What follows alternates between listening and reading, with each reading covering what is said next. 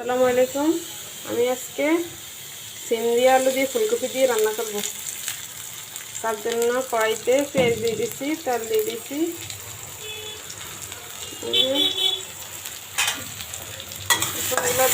বাটতে হবে, এখন রসুন দিয়ে দিব।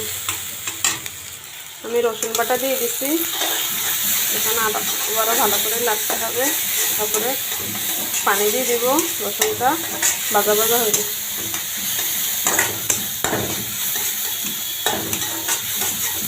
আমার রসুনটা ভাজা ভাজা হইতেছে।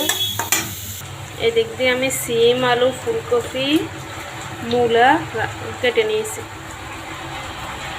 এই দিক দিয়ে আমি মশলা নিয়েছি, যা যা দিব তা নিয়েছি। আমার রসুনটা ভাজা ভাজা হয়ে গেছে, আমি একটু পানি দিয়ে দিব।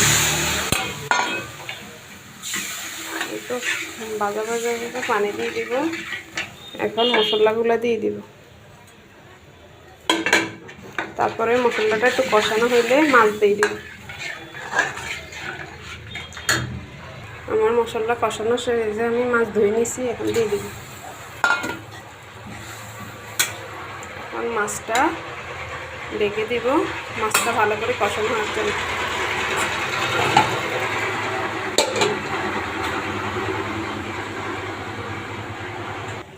আমি এখান দিয়ে কাঁচামরিচ, টমেটো কেটে নিয়েছি ফুলকপি, সিম, আলু, মূলা দেওয়ার জন্য। এই দিক দিয়ে আমার মাছটা কষানো শেষ, এখন আমি উঠে ফেলাবো।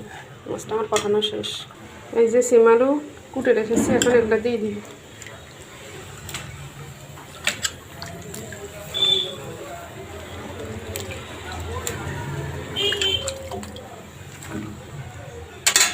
টমেটো, কাঁচামরিচগুলোও দিয়ে দিব সবজির সাথে। এখন ভালো করে নাড়তে হবে।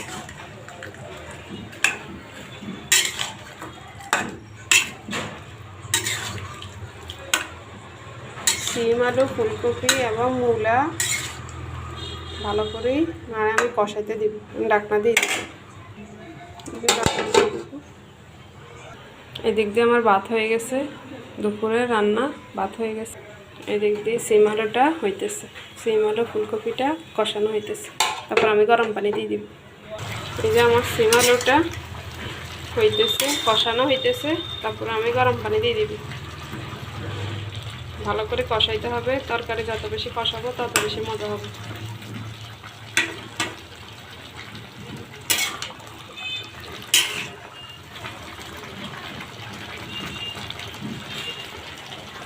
তারপরে গরম পানি দিয়ে দিব।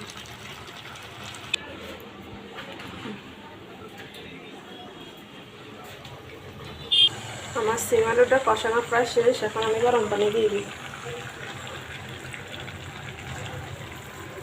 পরিমাণ মতো পানি দিব। পরিমাণ মতো পানি দিব। এই যে আমি একটু ঝোল রাখবো। এখন ভালো করে নাড়তে হবে।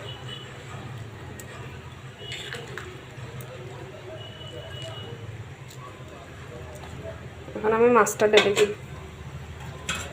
যে মাছটা কষে রাখছি এটা ঢেলে দিব।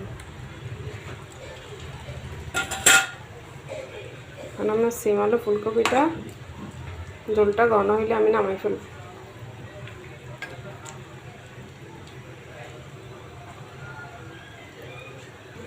ঝোলটা ঘন হইলে আমি আমার ফুলকপিটা রান্না প্রায় শেষ। আমার ফুলকপিটা প্রায় রান্না শেষ।